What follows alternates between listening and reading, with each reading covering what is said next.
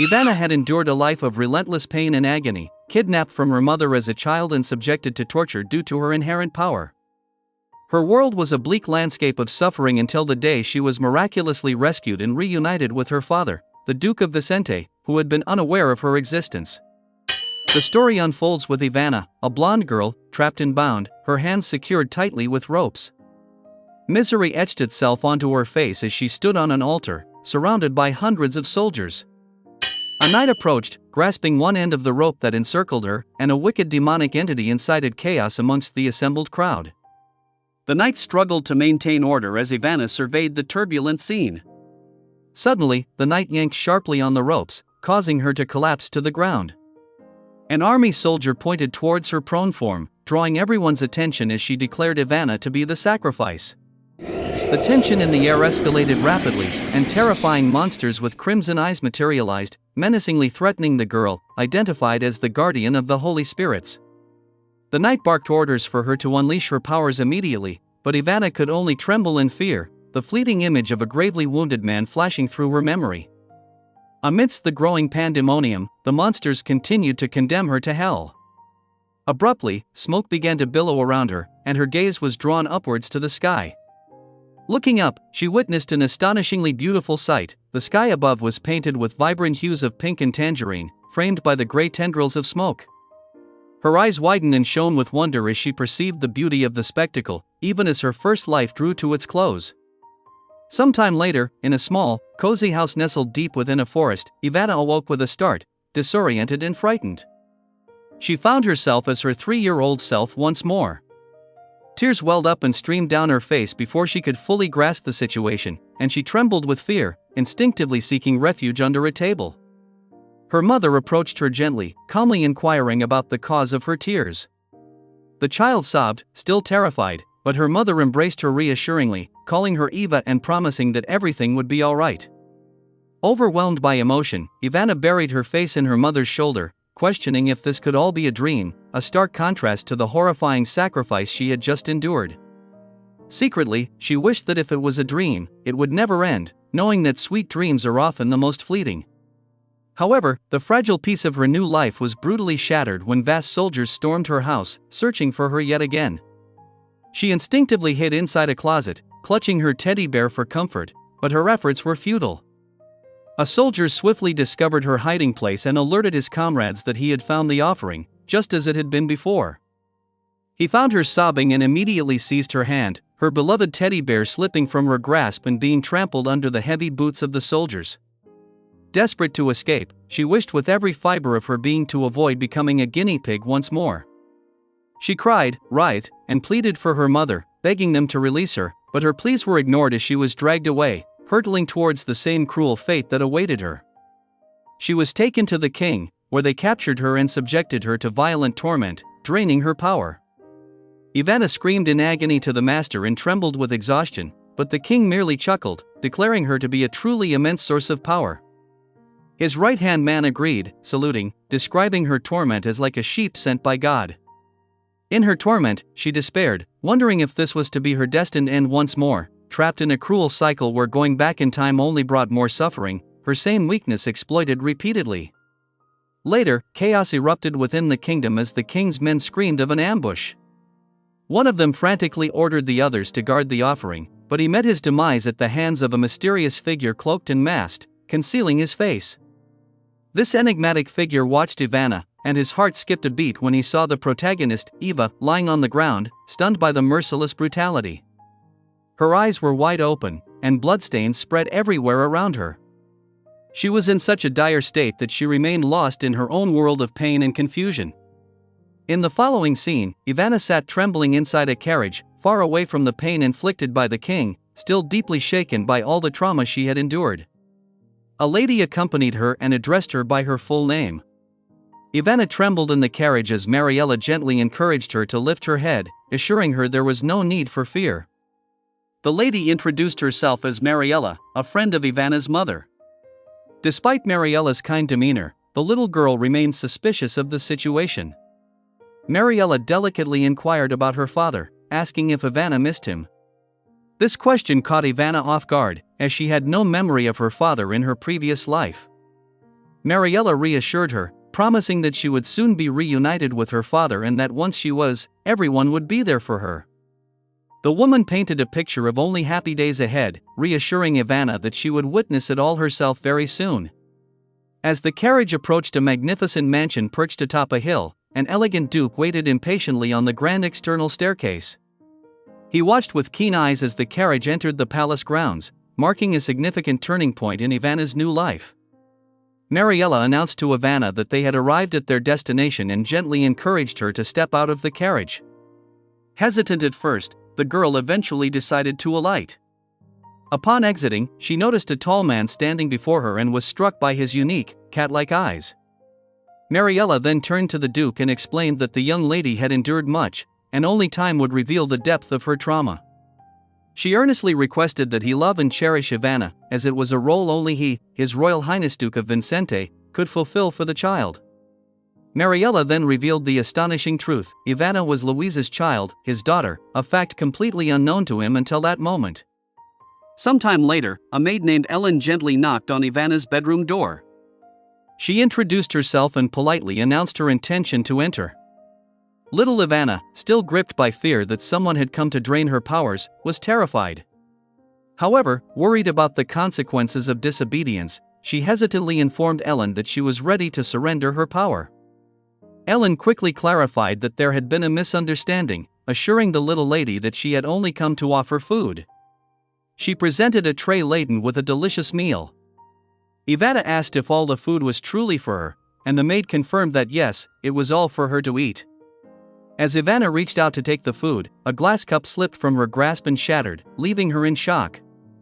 Overwhelmed with fear and in tears, Ivana began to beg for forgiveness, pleading not to be hurt.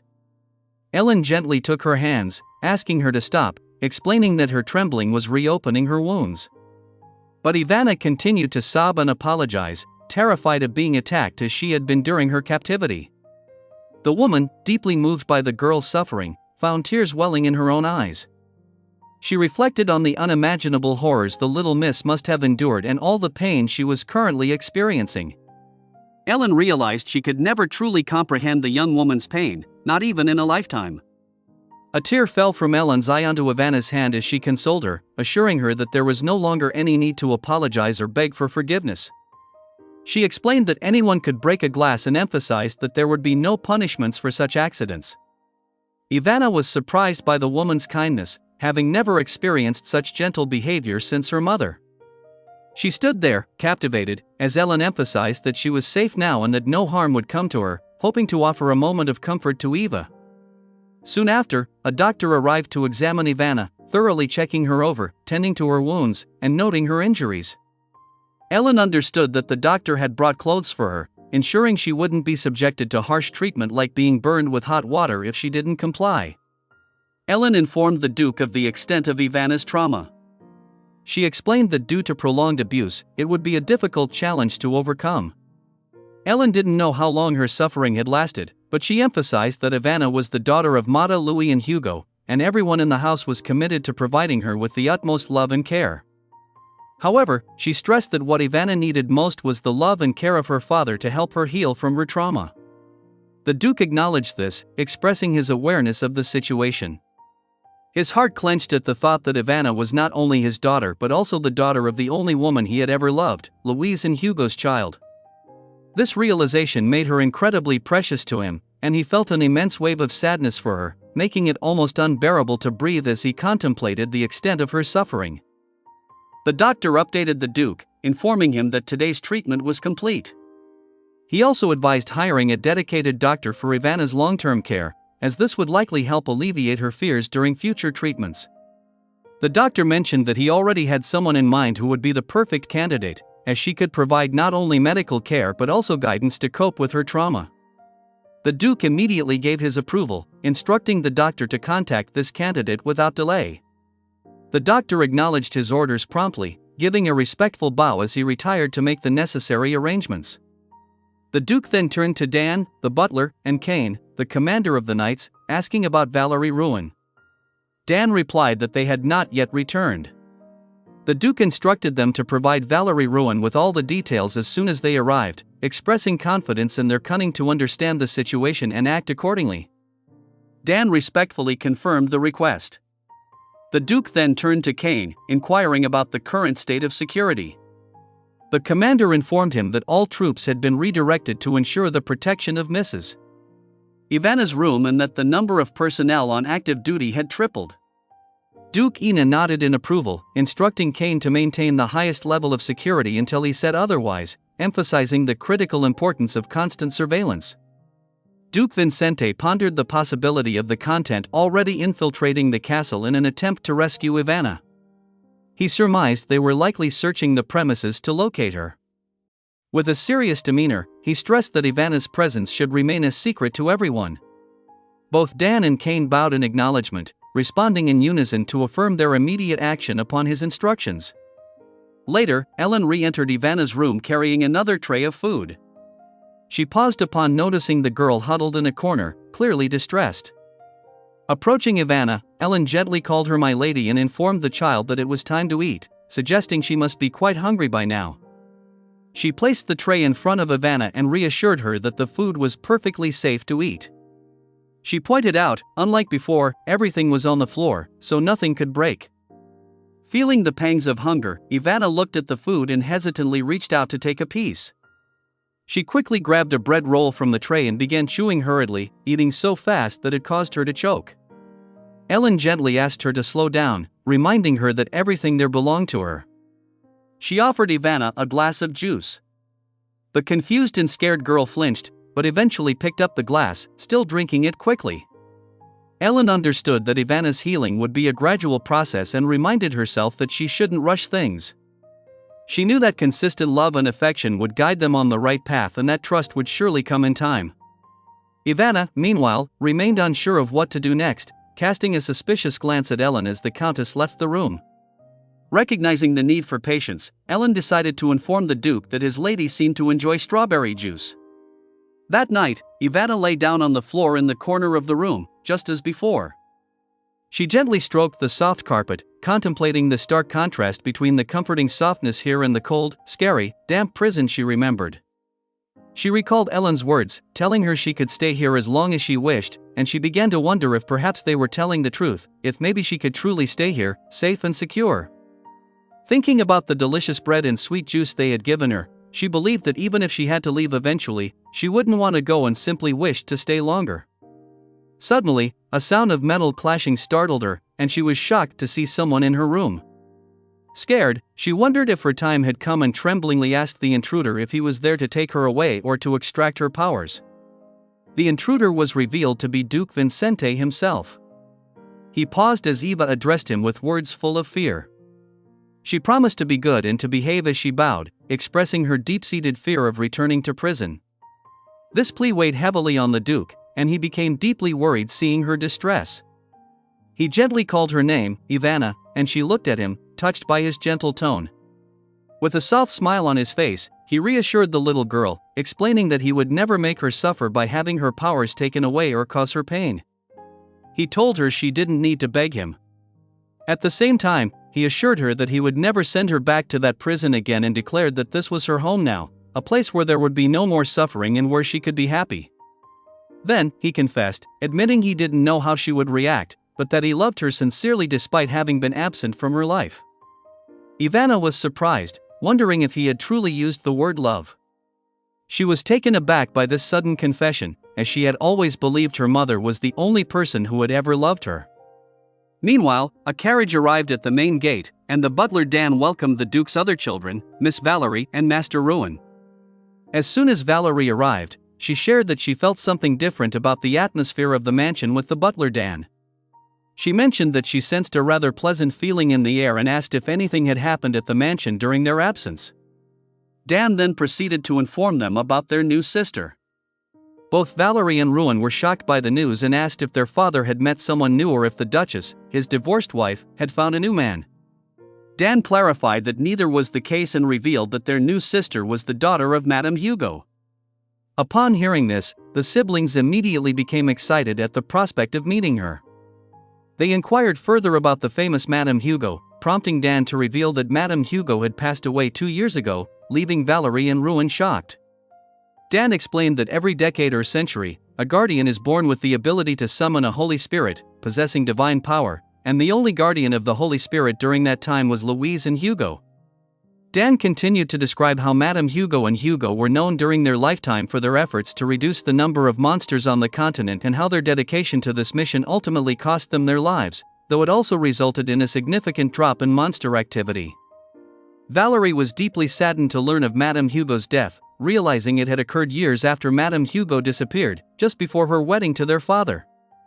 Ruin also felt sadness, thinking about how he had been looking forward to finally having a mother who would hug him.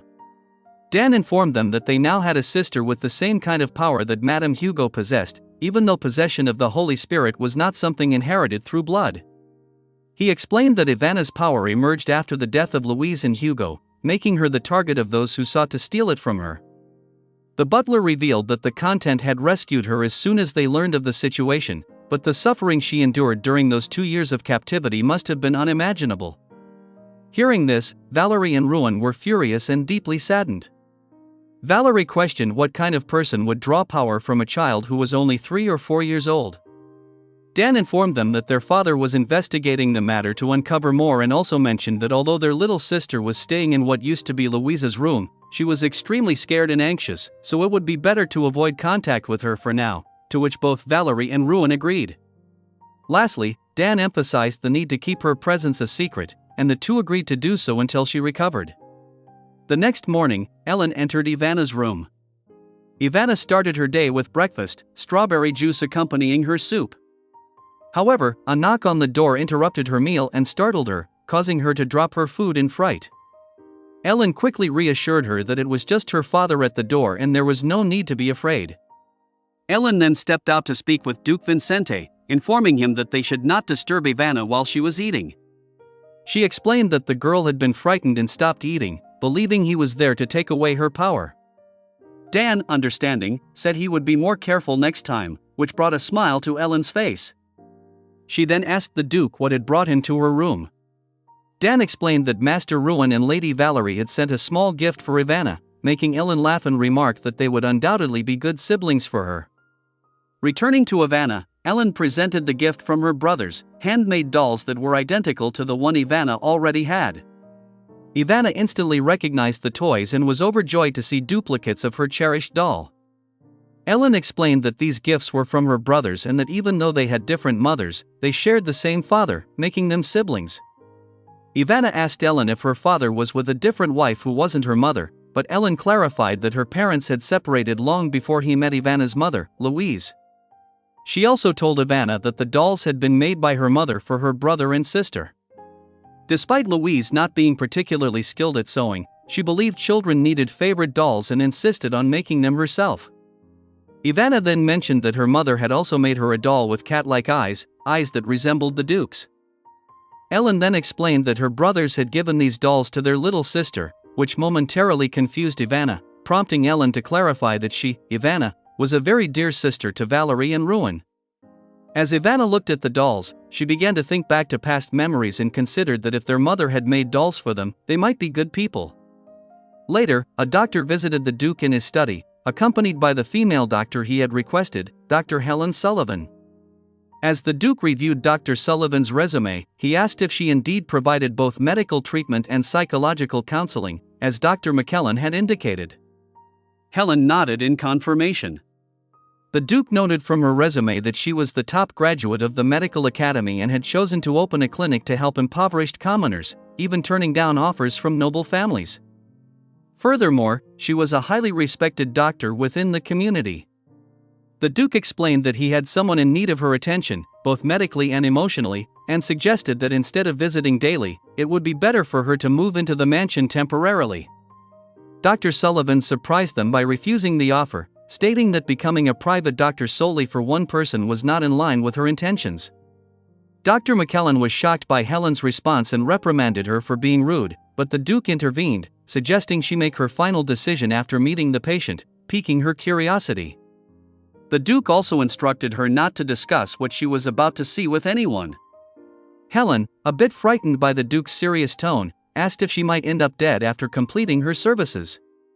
The Duke replied that she wouldn't, unless she spoke about what she saw. Helen turned to McKellen, complaining about what he had gotten her into, and asked him about the patient. McKellen mentioned Louise and Hugo, assuming she would be familiar with them as an imperial subject. He then revealed that their daughter had inherited the same kind of powers and would be her patient. Helen was surprised by this revelation and paused to consider it. She then stated that the first thing she needed was to know everything that had happened to the girl before she arrived at the mansion. After that, she needed a description of how she had been treated and what had been said since her arrival, to understand how she had been reacting to the general atmosphere. Helen then sat down with the Duke and Ellen and began to ask detailed questions about Ivana. She inquired if there was anything they might have done wrong. However, the doctor stated that she would need to meet Ivana personally before making any judgments. The only thing she was sure of was that Ivana was not yet aware that she was a noblewoman. The Duke corrected her, saying he had already told Ivana that her father was a famous nobleman, but Helen questioned if Ivana had truly acknowledged him as her father or even understood what it meant to be a noble. The Duke considered these questions agitatedly and admitted that it had been a mistake on his part, thinking he had been understanding enough, but now realizing he had not. Helen was surprised by his reaction and his genuine concern for his daughter, recognizing that he had already taken a significant step towards being a good father by acknowledging his mistakes. She reassured him that few parents would do the same and continued to explain that she would use any necessary methods of counseling, but this also meant she might not always afford him and the Van Vincente family the respect traditionally due to their noble status. The Duke understood and agreed, giving her the go-ahead to proceed as she deemed best for his daughter. Ellen, still somewhat skeptical of the doctor's approach, asked if she could be present during the counseling sessions. Helen agreed, allowing her presence, noting that it would help the little lady feel more comfortable initially, as Ellen was a familiar face. Ellen then led Helen to Ivana's bedroom. Ellen opened the door and entered first. She found Ivana sitting in her usual corner, hugging her doll. Ellen was saddened to see the little lady in that state but proceeded to introduce Helen. Helen Sullivan entered and greeted Ivana. Ivana shivered and clutched her doll tighter as the doctor approached.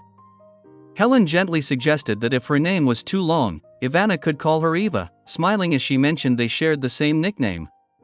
At the same time, she asked Ivana if she was also called Eva. The young girl raised her head and shared that her mother called her Eva, which earned a compliment from the doctor, who said her nickname was beautiful and asked if she too could call her Eva. Eva shyly nodded her head in agreement, accepting the shared nickname. Dr. Sullivan expressed her happiness that they shared the name, saying it made her feel as loved as Ivana. The little girl, curious about the feeling of being loved, listened as Helen explained it was like how her mother had loved her so much that she called her affectionately. Ivana nodded, understanding. But suddenly, she asked if it was time for the doctor to finally take away her power. Helen was taken aback by the question. Ivana extended her hand, offering it to Helen, saying she could take her power if she wanted because now that she had her dolls, she could bear the pain. Dr. Sullivan kindly responded that she would not take away her power. The child then asked if she had decided to take it away tomorrow. But the doctor assured her, not just for tomorrow, but repeatedly, with a smile. Helen reinforced that she wouldn't take it away because she didn't need it. Eva muttered about her past experiences and how everyone had wanted her power. The doctor then asked her if her mother had wanted her powers or taken them away. Ivana nervously shook her head no. Helen then explained that she was like her mother and didn't need her powers. Ivana was confused by this, not understanding how Helen could be like her mother without actually being her mother. Helen responded that it was because she loved Eva, just like her mother. Ivana was surprised by the word love again, recalling her meeting with her father when he had told her he loved her. Helen decided not to press further, saying that was enough for one day, and suggested they simply play together. This made Ivana think Helen was strange, but in a good way. Helen asked what game they should play, and the still confused girl agreed to play whatever Helen wanted. Ellen watched the interaction, thrilled to see the doctor connecting with Ivana. A while later, upon leaving the room, Helen grimaced at the pitiful state of the child. Ivana was small and thin for her age, covered in wounds and bruises, and appeared to have misaligned bones. The situation filled the doctor with fury, wondering who could be so cruel as to treat a child like that. Later, Duke Vincente asked Ellen about Dr. Helen and her assessment. Ellen informed him that the doctor seemed trustworthy and had agreed to move in after meeting Ivana. He was relieved to hear this news, but when he questioned why Madame Hugo had left 6 years ago, the Duke took offense and instructed Ellen to leave if she had nothing else to report. Ellen obeyed and left the room, leaving the Duke alone with his thoughts. He began to regret not taking better care of Louise and wondered if things would have been different if he hadn't left her alone. The man began to question his ability to handle these matters of his heart. His feelings of uncertainty soon intensified when he went to check on Ivana, and she asked him if he had come to take away her power.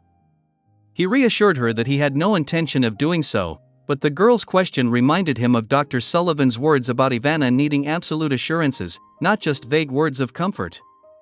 The Duke pondered these words, recognizing the importance of providing her with the security she desperately needed. He told her that he would protect her and would never allow anyone to steal her power or make her suffer.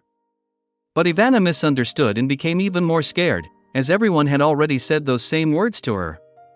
She expressed her distrust, and the girl's words struck his heart like a blunt dagger. He reflected on his previous actions and words, realizing that everything he had said was more for his own comfort than hers. Overcome with regret, he wondered what he could do to make her open up, for he genuinely wanted to understand her and gain her trust. He suddenly remembered how Ivana seemed to react positively only when he spoke about her mother, Louise. He decided to talk to her about her mother, sharing stories he knew. The thought of Louise's suffering still broke his heart even after years, but he was willing to do this for Ivana. He assured her that this place was different from the others because there would be no suffering here. He added that this room used to be her mother's room. At this, Ivana's spirits brightened as she heard him talk about her mother. The Duke continued, telling her that Louise loved the landscape outside the window, and asking her to continue staying in this room. Ivana asked why he was letting her use the room, and her father replied that it was because she was his and Louise's daughter.